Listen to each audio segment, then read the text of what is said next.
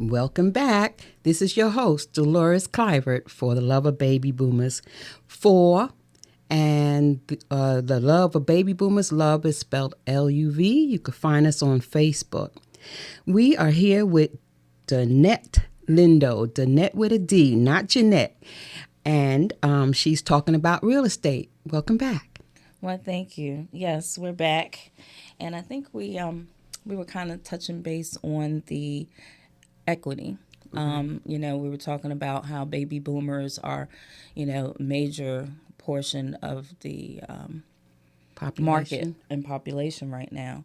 And so, but with that comes equity. So typically when you have lived in your home for some time, 5 years or more, each time you're paying that monthly mortgage, you're investing and building equity.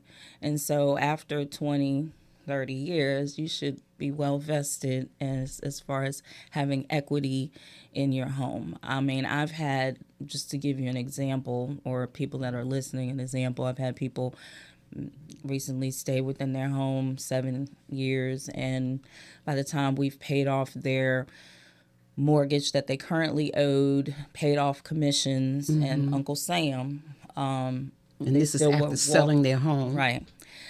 They walk away with close to $100,000.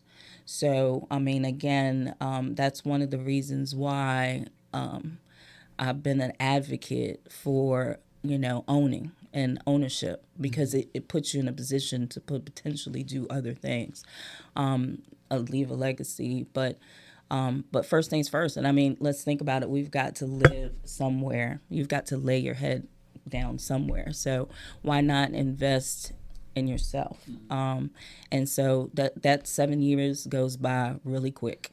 And then, like you said, now where could I put that money to have, build that type of money or equity? Build up that money. Yeah, exactly, in a short period. Yeah, you could try stocks, but that would be very aggressive, risky, possibly, where sleeping and staying in your home is something we all got to do. It's pretty a given. And right now, as I mentioned before, unfortunately, we're still in the seller's market and it's not going anywhere. So you're definitely in a position to continue to build wealth. I mean, it's the number one dream and the number one way of building wealth that gives you the opportunity, like you said, to build a legacy or to do other things, go to the next level. Okay. So also, I was thinking about people who don't have homes that are boomers, new buyers. That's difficult. That's difficult. It is. I mean, it's doable, but it can be difficult currently because the housing market, it's just becoming not affordable. And I just mentioned to you the baby boomer that does have the equity that literally can say, oh, I like that house and I can put cash on it, versus the first time home buyer, they typically don't have that type of cash. Okay. So it makes, because we're in a seller's market, that means why is it a seller's market? That means there's not enough inventory. Okay. So that's leading to us with these bidding wars. And this is what has caused the escalation of the housing prices and somewhat making it not as affordable. The good thing is, as first-time home buyers, currently we still have grants out there that can assist. I mean, I helped a client. She wasn't quite a baby boomer, close. But we managed to get her $50,000 in grant money through Southside Home and just being a first-time home buyer, and literally was able to help her. And we got lucky because last year was a terrible year. I don't care what realtors out there saying, oh, I did great. Yeah, okay. Still nowhere near the numbers that we're used to doing. Okay. And to help spark the sales, Virginia, I think, was the first one. A VHDA came out with this thing. I hope they come back with it this year, but we'll see. It was called First Generation. And so literally, in addition to getting, these grants that were out there, they tried something to help spark, sales, and it worked. I mean, if you were first generation, literally your first time home buyer and your parents had never owned a home. And because of that, they literally were lowering your interest rate from a 7% to a 3.5% interest rate. And you won't see that anymore, I don't believe. Three I and a don't half. know. No, that's not going to happen. But I meant, I was hoping that, still we're dealing with some things that maybe this year, VHDA will come back with that. Don't know. I've talked to a couple of lenders. Haven't heard anything. I'm just glad we still got grants right now. Okay. Grant is better than no grant. Mm-hmm. Yeah. So, Danette, age restrictions. Is there age restriction when they will give you loans, even if it's a small loan to buy a house? Well, that is more of a lending question. I don't believe they do. I know when it comes to purchasing, when it comes to real estate, there is no age restriction except for the age of 18. There is no upper threshold. Limit. As long as you're of sound mind and body, then you have the right to make a decision and purchase. Well, that's questionable. Yeah, you're right about that. Well, with our age group, you have dementia going on, and you have memory loss going on. That would cause you to potentially not make good decisions, right? Yeah. To not be in the position to purchase. Perhaps you have what's called maybe a power of attorney, but that would be again to consult an attorney to give you advice on how to go about getting a POA to assist if that's the case. But yeah, there's no age restriction. Okay. Anything else that you could think of in regards to the age restriction? I mean, again, too, even with the 55 plus communities, just know that too. I mean, they start out at 55 plus, and that's the goal. But technically, 80% capacity could end up being 55 plus, and there's a possibility that 20% of that may just end up with regular families. Okay. It's not children. When you say families, you including children? Well, I won't say they frown upon it. I would say, yeah, you're single family. They at some point, and they may do it in phases so that you're not like noticing right in the community and noticing it. Yeah. But the age restriction. You have to be 55 to move in. That is a restriction. Okay. But like I said, unbeknownst to us, more than likely they usually have at least as 80%. As long as it's 80% capacity of 55 plus, they're good. Because what if they can't fill it up? They still need to be able to sell. So, and then in regards to inflation and rising costs. I think we kind of talked a little bit about that. To me, I think it's always good to just have your realtor just do a CMA and just kind of see where you are and how much equity you actually have. CMA. That would be comparative marketing analysis, where the realtor literally takes in this current market, probably about 3 months worth of comparables. So if you're in a 3-bedroom, I'm only looking at 3-bedroom homes with 2 baths within a 3-month period of time. Typically, the home has to appraise, so we try to stay within the appraisal guidelines, within a mile radius, but sometimes if we can't find the same animal, you're allowed to explore out more. Okay. But basically that's what a CMA is. We're doing a comparative marketing analysis on your home to see what is the value your home offers. And then based on that, now as a baby boomer, you can make, decisions of, does that 55 plus appeal to me? Do I need to maybe, I've been looking at warmer weather and the homes are more affordable in Arizona or Texas, or my family is there. Florida. Yeah, and giving you options is to truly understanding where you want to be and what you want to do. But the CMA definitely is going to help you. And then as an agent or realtor, we give you something called a seller's net sheet. So that net sheet shows you like, okay, this is your mortgage. This is how much you owe. This is how much potentially we can sell your home for. And once you minus those two, this is what we're looking at. And then what are the additional expenses, repairs, termite inspection, things of that nature. And then you have a final kind of estimate on what you walk away with at closing. Okay. So, yeah. So it's a good thing to, you want to talk to a realtor, kind of see where you're at.